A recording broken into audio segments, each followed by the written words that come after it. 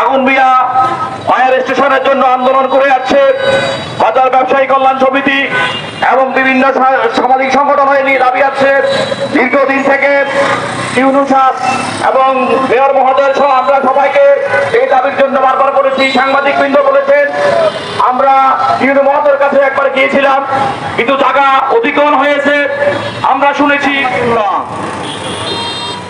আজকের মানববন্ধনের শুরুতে আমি গভীরভাবে সমবেদনা জানাচ্ছি দাগনভূঞা বাজারের বিশিষ্ট ব্যবসায়ী, আতাতুর স্কুল মার্কেটের ব্যবসায়ী, সমৃদ্ধি ইলেকট্রনিক্সের স্বত্বাধিকারী জনাব কামাল উদ্দিন সাহেবের প্রতি।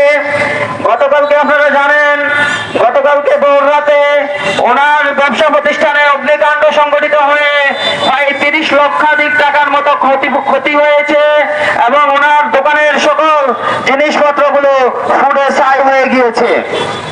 এভাবে যদি আমরা দেখে থাকি একে একে দাগনভূঞার এর আগে অনেকগুলো অগ্নিসংযোগের ঘটনা ঘটেছে। আমাদের ব্যবসায়ীরা বিভিন্নভাবে ক্ষতিগ্রস্ত হয়েছে, বাজারে বাড়িতে বিভিন্ন জায়গায় অগ্নিসংযোগ হয়েছে। কিন্তু আজকে দাগনভূঞা উপজেলা এত বিশাল একটি জনগোষ্ঠীর পূর্ণ এলাকা হওয়ার পরেও, ভৌগোলিক এরিয়া এত বড় হওয়ার পরেও, স্বাধীনতার এত বছর পরেও অত্যন্ত দুঃখজনক ভাবে আমাদেরকে একটি ফায়ার স্টেশন দেওয়ার জন্য আমাদেরকে আজকে মানববন্ধনের জন্য দাঁড়াতে হচ্ছে। এটি অত্যন্ত দুঃখজনক, এটি আমাদের জন্য অনাকাঙ্ক্ষিত যে আমরা মানববন্ধন করতেছি আমাদের ফায়ার স্টেশনের জন্য। আমি আজকে আমাদের ডিসি মহোদয়, ইউনো মহোদয় এবং রাষ্ট্রের যারা দায়িত্বে রয়েছেন তাদের কাছে জোর দাবি জানাচ্ছি, ব্যবসায়ীদের পক্ষ থেকে জোর দাবি জানাচ্ছি, দাগনভূঞা IBWF এর পক্ষ থেকে জোর দাবি জানাচ্ছি, দাগনভূঞাতে অতি সত্বর একটি ফায়ার স্টেশন স্থাপন করতে হবে।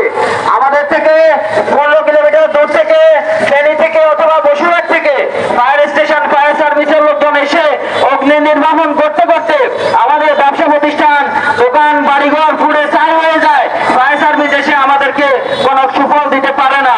তাই আমি বলতে চাই, আমাকে জোর দিয়ে দাবি জানাচ্ছি দাগনভূঞাতে যত দ্রুত সম্ভব একটি ফায়ার স্টেশন স্থাপন করার জন্য জোর দাবি জানিয়ে আমার বক্তব্য এখানে শেষ করছি। আসসালামু আলাইকুম ওয়া রাহমাতুল্লাহ।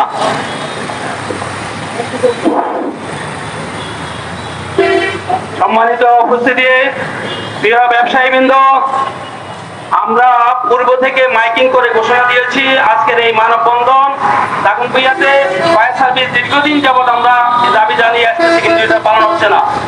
আপনাদের সম্মুখে এই মুহূর্তে এই বিষয়ে বক্তব্য দেওয়ার জন্য অনুরোধ করছি স্কুল মার্কেটের মিনের স্টোরের স্বত্বাধিকারী জনাব খাদা ফোন ফারুক ভাইকে।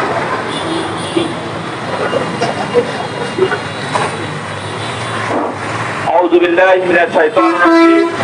বিসমিল্লাহির রহমানির রহিম।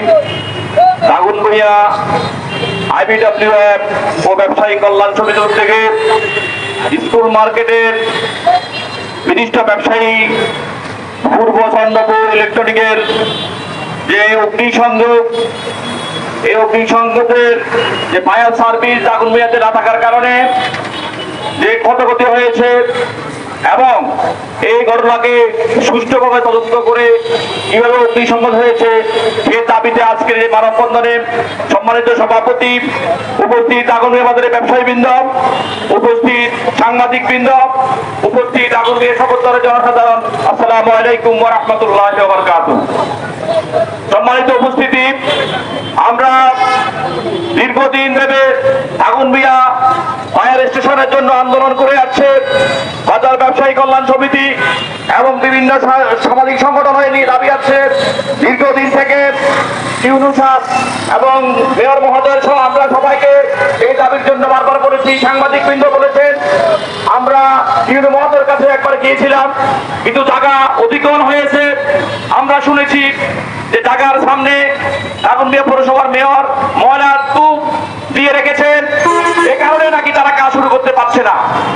আমি সম্মানিত দাগনভূঞাবাসী ব্যবসায়ীদের বলতে চাই, দাগনভূঞা বাজারে আমরা অতীতে যেতে চাই, নামার বাজারে বড় একটা ঘটনা ঘটেছে, দাগনভূঞা কাঁচা বাজারে ঘটনা ঘটেছে, দাগনভূঞা কণিকা ইলেকট্রনিক ঘটনা ঘটেছে, এইভাবে অনেকগুলো ঘটনা ঘটছে। এদের পশুহাট, সমুহানি, ফেনী থেকে বাইরে লোকজন আসার আগেই আমাদের অনেক ব্যবসায়ীদের ক্ষয়ক্ষতি হচ্ছে।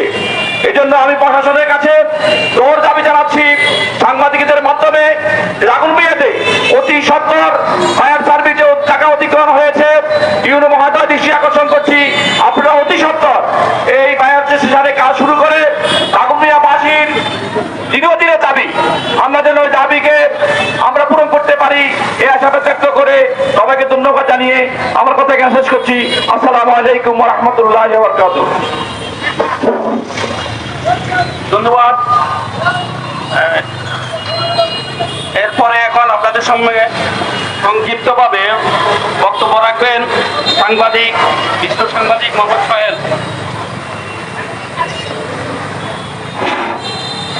أعوذ بالله من الشيطان الرجيم بسم الله الرحمن الرحيم